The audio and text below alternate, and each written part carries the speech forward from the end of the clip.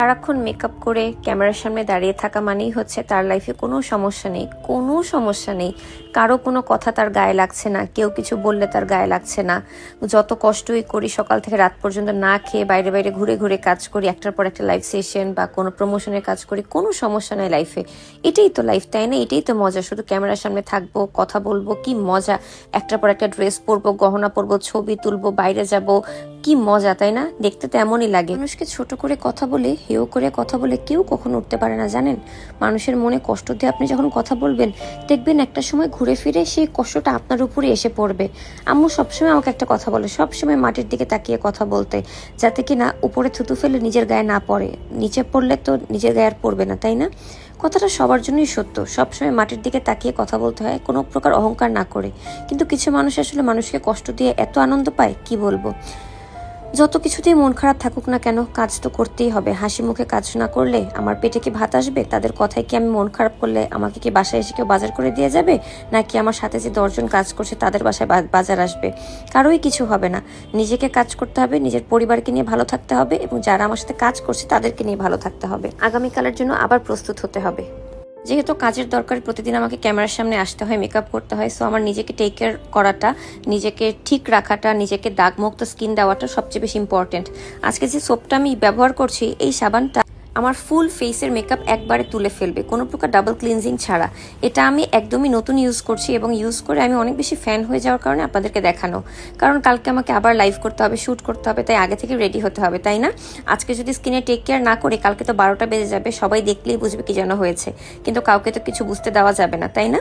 এই জন্য ফার্স্টেই ফেসে খুব ভালো মতো গোল্ড সিরামটা অ্যাপ্লাই করছি, যাতে কিনা সারাদিনের ক্লান্তি আমার স্কিন থেকে চলে যায়, এবং এই সিরামে থাকা কোলাজেন আমার স্কিনকে টান টান করে।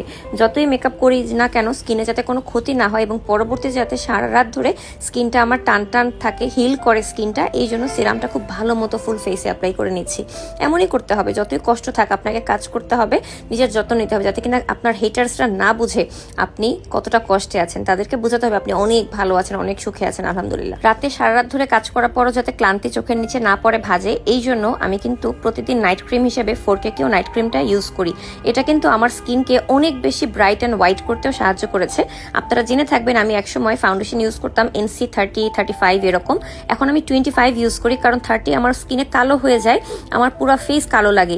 এই একটা মাত্র নাইট ক্রিম ইউজ করে আমার স্কিনের শেড এত বেশি ব্রাইট হয়েছে, এটা আমাকে আসলে সামনে থেকে না দেখলে কেউ বিলিভ করবে না। আর আমার হাত পায়ের জন্য তো কি ইউজ করছি এটা আপনারা জানেনই। যেহেতু আগামীকালও আমার অনেকগুলো কাজ আছে, সো আমাকে অবশ্যই নিজেকে সেভাবেই রেডি করতে হবে আজকে।